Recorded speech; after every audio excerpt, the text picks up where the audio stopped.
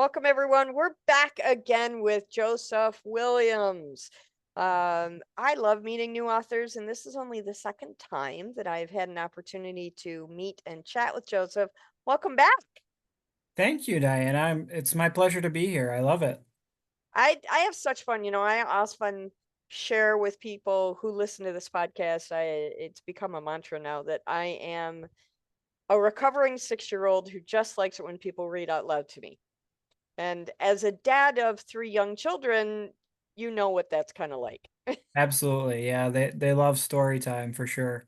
Yeah.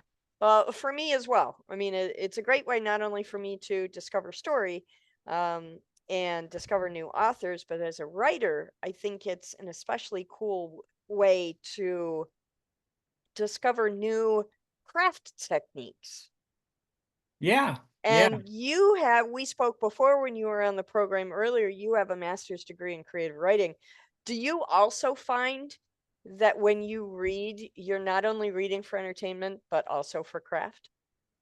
Yeah, I think it's also, it's a blessing and a curse Mm, because you're constantly, it can be distracting thinking about, I wonder why the author decided to do this, or if it's like I love Stephen King, and if I read a Stephen King book, it's hard to get his voice out of my head yeah. or picture, because I've just listened to him talk so much and read so many of his stories. So it's a bit of a blessing and a curse, but I love seeing good writing, just people who, um, I think we met at a book festival in Farmington, Hmm. and Kathy Koja was there, and she's fantastic as a writer, and I learned so much just from reading her stories. And yeah, just sharing with other authors is a fantastic way to get those Yeah. tricks of the trade. And the author community in Michigan is phenomenal. We have some Yes. extremely talented people putting out really great books. So it's like you say, it's always fun for me to meet new authors, and I'm constantly learning and growing in my craft as well. Yeah, likewise, likewise. So for those of you who missed the last episode we aired with Joseph, I'm going to introduce you to him, and I encourage you to go back and listen to that other episode because it's a really cool book. Joseph Williams is an author of science fiction, fantasy, literary fiction, and horror who has published 10 novels, 4 short story collections, and 1 essay. He graduated from Wayne State University with a master's degree in creative writing. His work has been anthologized alongside New York Times bestselling authors and Stoker Award winners such as Clive Barker, Jonathan Maberry, Tim Waggoner, Harlan Ellison, and Jack Ketchum. Those are some just phenomenal names. Every time I read your bio, I'm just struck with awe that you're so fortunate to be in that company of authors. Very lucky, yes. Joseph lives in Farmington Hills, Michigan with his wife and 3 daughters. Today, we do have a listener advisory for the book that Joseph will share with us today. It does have mature situations, and there is a trigger warning we'd like to share for suicide. So if that's a trigger for you, you may want to skip this episode and definitely preview it before you share it with little ears. So the book is Hallelujah, an exegesis of a father's suicide note, literary fiction. Give me a little bit of background. I haven't read this yet, so I'm discovering it for the first time as well. And I try to be as open and inclusive in my reading list as I am in sharing authors with my listeners. So tell me a little bit about what to expect with this story. Well, it's the story of a young woman who's just finished college and moved back in with her father. Her mother had passed away in a car accident 6 or 7 years earlier, and she's kind of known that her dad has struggled with mental illness, which is something I've struggled with. And this was an important book for me to write in working through my emotions and feelings of being a father to daughters and potentially dealing with this for the rest of my life. So when she moves back in, he basically tells her, he confesses that he had been planning to commit suicide right before the mom died, and that because he didn't want his kids to be orphans, he fought through that and, was there for them and kept being their father, but he's struggling with it again. And he wrote this because he's a writer, he's an author. He wrote this 83-page suicide note. Um, that he's kind of slaved over years, and he tells his daughter about it, and the book is basically her using some of his short stories and things he's written, excerpts from novels like his eulogy for his wife, and excerpts from the note, and her working through her own complex emotions of feeling betrayed by her dad in a way, like that he's thinking of leaving her or had thought about leaving her, Yeah, yeah. while still wanting to be there for him and support him and love him. And she's going through her own, sort of awakening mental issues. Um, This sounds so like a really courageous piece to write, not only from a writer's standpoint, but to offer that kind of support and unconditional understanding to other people who are struggling with these same kinds of issues. That's incredible. yeah, it was really important for me because I was dealing a lot with guilt of having young daughters who potentially I've passed down my mental illness too. And I had electroconvulsive therapy. I've been hospitalized a couple times on psychiatric wards Hmm. for depression and suicidal ideation. So just working through that guilt was really important for me. And then also having some hope at the end of it, like I can do this. So I was imagining the worst case scenario for me, which would be that if something happened to my wife, I would, at the time I was thinking, oh no, then my whole plan is gone. I have to stick around for my kids, which was, you know, crazy thinking. But But I but just wanted to how work through that. amazing that you're able to put this story on paper, so that when your children are of an age that they can really absorb it and understand it, you can again share it with them Yes. and create this really great dialogue. I mean, it Yeah, really does absolutely. open up a dialogue for you to share with your children and for them to approach their peer group and say, "Let's talk about this." So I applaud you in your courageousness for taking on a story like this. It's really brave of you, I think. Thank you. I appreciate that. I really do. I'm looking forward to hearing a little bit of it. So All when right. you are ready, please take the microphone and read aloud. All right. Thank you. Like most depressed English majors, I read Sylvia Plath's The Bell Jar as an undergraduate. Unlike most depressed English majors, in my estimation, the part of the novel that stuck with me most did not involve Esther, electroconvulsive therapy, women's issues, mental health, or suicide attempts, though all have a great bearing on my life. What haunts me is an offhand description of Esther's ex-boyfriend Buddy late in the story, when Plath writes something to the effect that he always looks like he expects something bad to happen, that things will never work out. We know he hasn't always been this way. After recovering from tuberculosis, he enters the story as an overconfident, misogynist brute, one who condescendingly assures Esther that poetry is nothing but dust despite her love for it. He also cheats on her with a waitress for an entire summer. He's a real charmer. As the book progresses, Esther rejects his marriage proposal and life generally beats him down until he can no longer imagine happiness on the horizon. You might say he gets what he deserves. I certainly do. Yet even though through Buddy's insistence that Esther marries him and his creepy desire for her to mirror his overbearing mother in thought and action, and even though Esther rightfully sours on their relationship, it's difficult not to feel a measure of pity for his cowering existence once life has had its way with him. It's hard to watch a person flinch at his own shadow, to always expect the worst. In that sense, and only that, I can think of no better simile for my father than Buddy Willard. Isaac Schlotter, Dad, is perpetually braced for physical and psychological torment and is amply experienced in both. He believes strongly in Murphy's Law, but only as it applies to his own life, a trait psychologists and literary critics alike argue perpetuate his quiet tragedies as well as his raucous ones. Perhaps Isaac's Law would be a better term to describe his mental state than Murphy's, I suppose, since his is a unique brand of existential nihilism untethered by scientific truth. Given the way things have gone the last 10 years or so, it's hard to blame him, even as his daughter. Still, somehow, he gets out of bed each morning and pretends better days are on the horizon. I can't understand why, and my own onset of clinical depression has failed to provide the minutest degree of clarity. If anything, it's only made things worse for both of us. Yesterday, he confided in me that he'd once hidden a suicide note for Mom to find in a manuscript he'd titled Hallelujah. It was about 6.5 years ago, he said, just before she died. He wanted to kill himself on Ash Wednesday. I never got the chance, he told me with regret so heavy I wished he would choke on it. A father should never drop a bomb like that without easing into it, even after his daughter has completed her requisite reading of the bell jar and considers herself an informed, legitimate grown-up, living accommodations notwithstanding. But the truth is, you're never an objective adult when it comes to your parents. They can always hurt you. Oh, I said. At that point, he turned off the radio to get my full attention, which by itself was an alarming breach of travel protocol. He prefers music to conversation on car rides exceeding 15 minutes.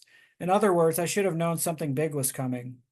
Do you know why I picked Ash Wednesday? He asked. He had an oddly prideful glint in his eye that was every bit as alarming as the acoustic void produced by his dismissal of Adam Duritz from the speakers. It was as though Dad had been waiting to tell someone about this ever since Mom died in a car accident, maybe even before that. Not to get any sort of closure, I don't think, although that must have been part of it. Mostly, I think he wanted someone to acknowledge how clever he'd been for devising a fail-proof method to off himself while providing a satisfactory thesis for his nearest and dearest. After all, truly determined suicides like Dad are rarely afforded the opportunity for a self-congratulatory debriefing on their elaborate method of choice. Usually it's too late. In retrospect, I kind of have to agree with him on his cunning, if not its results. For all its implications, the plan was at least well thought out, though I would be more inclined to call it a good plan, a solid plan, than perfect.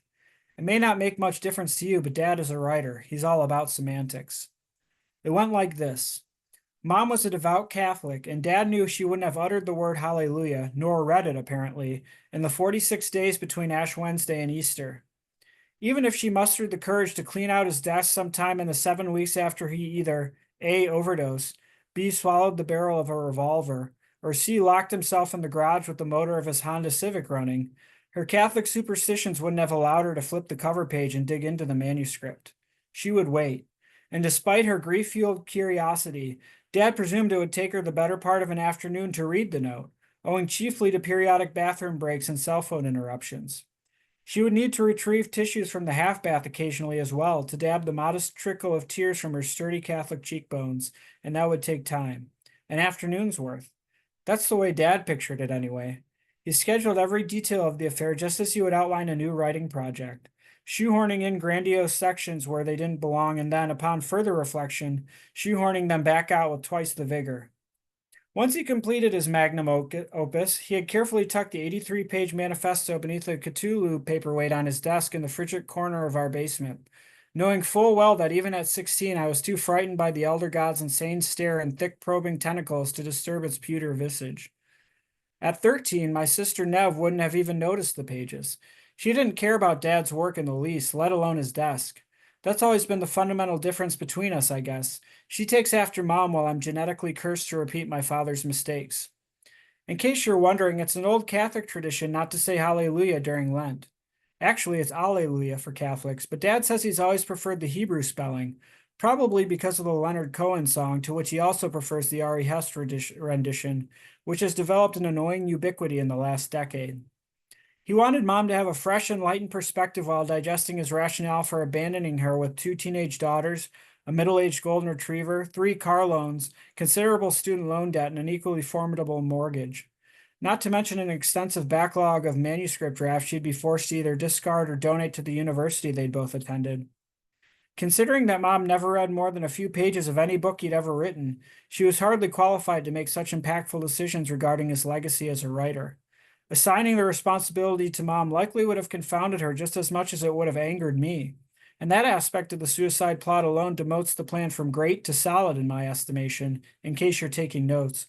But then I've always valued his bibliography more than he does. Anyway, he felt he owed Mom an explanation despite her indifference toward his creative work, and I agree.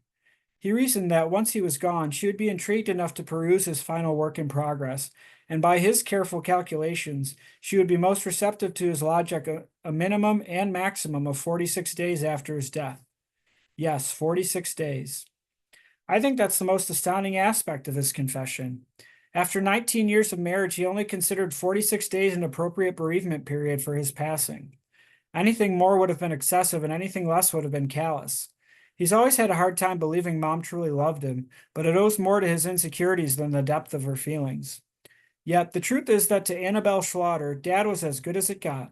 He wasn't the only man on earth, and there are certainly more attractive prospects than the bald, bespectacled skeleton who inadvertently stole her covers in the winter, perpetually smelled of a mixture of scalp and cheap, liberally applied deodorant, and exercised his nightmares with a keyboard well into the small hours in the morning.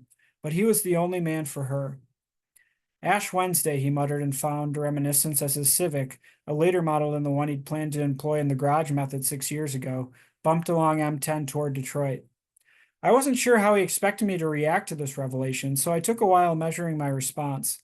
I could have told him it was a perfect plan right off to spare us both a lot of discomfort, but that simply wasn't true. For one, Mom was a devout Catholic, as you should know by now, and Catholics don't take kindly to suicides, even when the victim is their loved one. If he'd killed himself, Dad wouldn't have gotten a Catholic grave or a Catholic funeral, and that would have been the ultimate tragedy as far as my mother was concerned. Like God, Mom never would have forgiven him. Come to think of it, maybe she still hasn't, even though he never went through with the dirty deed. If heaven exists and she's peering down on us from the pearly gates, then per my admittedly flawed comprehension of her religious doctrine, she would know he'd wanted to kill himself on Ash Wednesday before she'd robbed him of the opportunity, and to her that might be just as bad as having done it. My fear manifests like this. If Mom can see back to Dad hiding a suicide note beneath the cover page of a non-existent novel, or rather novella in this case, or perhaps epistle, called Hallelujah, then she probably knows about me losing my virginity to Blake Stoller in a dorm room freshman year of college. She probably knows about the time I stole wine from the basement and blamed it on my younger sister Nevada, too, and all the times I told her I was sleeping at a friend's house and went to a party instead. She probably knows all the insidious thoughts I've had about everything and everyone in my life, and how sometimes I hate her for dying before I could learn to be an adult from someone better equipped than Dad. Someone, in other words, whose idea of cooking is more advanced than shoving a frozen pizza in the oven for 22 minutes, or dropping a couple of hot dogs into a boiling pot of water for 8 while broccoli steams in the microwave. Dad is a lot of things, but a master chef surely isn't one of them. The idea of Mom watching over the three of us and gleaning our darkest desires and deepest fears gives me the creeps. I picture her standing in my bedroom each night with her arms crossed over her chest in a perpetual frown, shaking her head slowly back and forth as she inventories my sins for heaven's judicial body. And if that's true, maybe she does already feel betrayed by my dad for his intricate suicide plot that never saw fruition. Maybe she feels betrayed by Nev and me too, since we skipped out on church all those Sundays in high school to smoke cigarettes in the park. Maybe she watches all my sex dreams while positively fuming at the audacity of my subconscious mind, and maybe she's not the only one. I also imagine Grandma June, Grandpa Jim, Grandma Barbara, and Grandpa Dan pulling up seats beside her to bear witness to my inadequacies, and then articulate just how disappointed they are in their own special ways. I never met any of them, so who knows? As Nietzsche argues, it stands to reason that the dead would be born even in an eternal paradise because all the interesting people reside elsewhere. He also argues that God's boredom is responsible for Adam and Eve's creation. Deities need entertainment just like the rest of us, I guess. Take it with a grain of salt if you would like. I'm not Nietzsche's biggest fan. So you see, being Catholic is confusing sometimes. Most of the time, actually. That's why I don't go to church anymore, or part of it anyway, but I still don't say hallelujah during Lent. I don't say hallelujah at all, really. It's not hard. I rarely need to suppress the urge. Do you still have it? I asked after 3 miles of silence. He took his eyes off the road momentarily, but they never wandered all the way over to me. He tapped a rhythm on the steering wheel instead, a nervous tick that signaled his anxiety had consumed him again. I noticed the tremors in his other hand and quietly hoped he'd remembered to bring his lorazepam so I wouldn't have to talk him down. It had been a while since he'd had a bad episode. In fact, I hadn't seen that distinct compulsive tapping in nearly 6 months. He must have felt guilty for telling me he'd wanted to kill himself. Admittedly, it was more than a little jarring to hear the words from the horse's mouth, but it was no great secret that he'd considered it. After all, for Isaac Schlotter, suicide has always been inevitable. Even in the happy moments of his life, a pervasive aura of impending doom has hovered over his every thought. He claims it is only a matter of time. That, by the way, is a quote from a magazine article written about him in some horror journal or another when I was 11. Imagine reading that during lunch hour your first week of middle school. He never knew I saw it and probably never thought I would, but that doesn't matter. It was still out there. The note? I nodded, but we both knew it was a rhetorical question. He was buying time. Yes, he said, it's somewhere. He switched lanes, but I got the impression it was just to give his eyes and fingers something to do other than make things worse. I also got the impression that he knew exactly where the note was and what it said. Dad isn't the type to casually abandon a writing project, especially one of such great import as his final communication with the world. I suspected he labored over that manifesto regularly, and as it turns out, I was right. Can I see it? I pressed. I didn't think he would have shared this interesting tidbit if he weren't willing to see it through to its logical conclusion. It was just the two of us, after all. Once we collected Nev from her apartment in downtown Detroit and brought her back to the new homestead, we'd had to sell my childhood home in favor of a nearby ranch due to the abrupt elimination of 60% of our income stream with my mother's death. He wouldn't be so forthright. For the moment, though, we were alone, and Dad and I have always had a special bond. When Nev was born and Mom's focus shifted entirely to the baby by necessity, Dad took over every aspect of my care. He soothed Nev as needed, of course, but always made sure I was comfortable transitioning into the big sister role, and that held up through adolescence. He loves Nev just as much as he loves me, sometimes I think more, but she's like Mom. She doesn't understand his creative quirks or his desire for isolation, which are things I've always understood in spades. If anything, I sense myself becoming more like him with each passing day. The quirks are fun to love as an outsider, but a pain to wrestle with once they start renting space inside your skull. A genetic curse indeed. Why would you want to see it? He asked. I shrugged. I don't know. Why did you bring it up? He was silent a few moments, long enough that I didn't think he was going to respond. Finally, he sighed, leaned back, and adjusted his glasses with a pat to his dark beard. The combination of movements reminded me of the sign of the cross. I don't know. Do you want to talk about Mom? He turned to look me dead in the eye. Do you? I didn't answer. Suddenly, I didn't have the stomach to inventory the trauma he'd experienced after losing the only woman he'd ever truly loved. I had acknowledged it in a vague sense, somewhere so far back in my subconscious that it barely registered as a memory, but I could see it with painful clarity then. The nights he'd sat in the dark staring out the kitchen window at the winter barren trees, the steep drop off in his writing output the first 2 years after her death, and how that had made a bad financial situation even worse. The steady groan emerging from the dark corner of the basement where the tentacled elder god in his keyboard awoke at odd hours. Perhaps most staggering, the fact that he never even attempted to date after Mom, even though he was barely 42 when she died and still modestly handsome. Given all that, I couldn't imagine what he'd gone through internally, or rather, I could, and that's why I decided I didn't want to talk about it anymore. I turned and looked out the window instead. M10 can be an ugly highway once it veers southeast from I-696 towards Detroit. There's nothing to look at above the litter-heaped embankment save for corporate buildings, deserted churches, and old manufacturing warehouses. Each summer, a few miles of the highway are closed to bandage potholes so wide and deadly they might have leapt right off the page of one of Dad's cosmic horror stories, arriving from another universe to draw unsuspecting cars into the insanity of oblivion. And every mile or two, one of these cars is pulled onto the shoulder with hazard lights flashing while the owner's attention to damage the freeway has wrought. That's about as interesting as the scenery ever gets. Still, the view is preferable to catching my father's gaze that morning while the electricity of his revelation still hung in the air between us. I'll show you when we get home, he said. I nodded without turning. 15 minutes later, the Civic idled outside Nev's apartment. In case you're wondering, I'm writing this on Memorial Day weekend, and is Friday. The three of us were about to get breakfast at Yorba's, Dad's favorite diner, then suffer through a tour of Nev's campus for an hour or so. She loves showing off her local haunts, even though we've all been down to Mom and Dad's alma mater at least a dozen times. Dad tends to indulge Nev's ceaseless demand for validation, though. He can't say no to her, it seems, no matter how childish the request. As you can imagine, that's a lot of fun when I'm dragged along. I guess I can't complain, though, because he doesn't say no to me either. The difference is I don't ask for much because I'm less comfortable being an imposition on him. Put another way, I like to take care of things myself, and that includes experiencing those things alone. Like Dad, I think. Once we satisfied her need for approval, we planned to load up Nev's suitcase and head home, leaving the next morning for a 2-week vacation to the shores of Lake Huron. That was the only reason I'd agreed to accompany Dad downtown at all.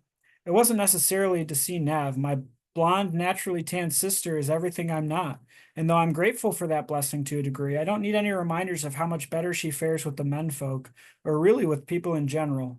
We get along well enough, but if we weren't sisters, I suspect our relationship would consist of a series of ineffectual nods as we passed in hallways throughout our lives, assuming we crossed paths at all. Social graces come naturally for Nev. Good grades and depression come naturally for me, but then I take after Dad. You ready? He asked, finally keying down the Civic and unbuckling. Nope, I told him and stepped out onto the cracked sidewalk. I had a feeling it was going to be a hell of a day. Specifically, I had a feeling it would be even more difficult than usual to feign interest as Nev described her trivia nights at the bar across from the business school, or the bar at the Great Karaoke, or the bar with a statue out front, or the bar with the vintage bicycles hung on the walls, especially with Dad's revelation slung like an anchor over my shoulder. An anchor or maybe a hair shirt. But oh well, I thought, if he needs someone to help him carry his cross, it might as well be me. A genetic curse indeed. So I swallowed my angst along with my pride and followed him to the front door. This is his suicide note after all. I'm just curating it. Thank you very much. That's a really powerful piece. Thank you. That's pretty amazing. I have known people who have gone through similar situations, and that's hard stuff to write. How long did it take you to write this book? It took a while, actually. It took longer than a typical book that I write. It took probably 2 or 3 years from start to finish. Obviously, that's including edits and things like that. Sure. And I played around a lot with going back and adding excerpts and chapters after I had thought I was done. So it took a while. So without spoilers, is there a particular piece in this book that really stands out for you? Um, Either good or bad? I mean, is there one particular thing that when somebody says, "Tell me about this book," it's what comes up for you? there's one chapter that I adapted from a sort of nonfiction piece that I wrote that was published on a website, 10 years ago or whatever. I used to be an inventory manager and I would go into a medical supply warehouse and count, all the diapers and, Mm-hmm. syringes and things like that every night after they finished doing their work, shipping everything out. And there's a chapter in here where that's the daughter's job, and she's talking about how um, the how meaningful it is to count these things before they're involved in tragedies. And that's the chapter. I liked it so much, my initial version of it, that I adapted it for this. And then there's another piece that's supposed to be the one of the dad's pieces of writing about the birth of a third child. And I wrote that about my daughter when my daughter was born. And so that holds a special place in my heart too. So those Wow. are the things that stick out to me. I'm really interested in reading this book. I think it's gonna show me some things about life that maybe I hadn't considered, and I hope it does the same for other readers as well. Yeah, absolutely. It's a heavy book, there's no getting around that. Sure. But I But think it's it very can't important. all be, Dick and Yeah, Jane. Sometimes you have to read things that are a little bit more meaningful and take a little bit more time to get through. absolutely. Yeah. I'm so glad you came on the program to share it with us, and I look forward to having you back again for more readings and more of your work. Thank you so much. I really appreciate being on, and I appreciate what you're doing for authors, Diana. It's really fantastic. Thank you. Have an awesome day. All right, you too. Take care.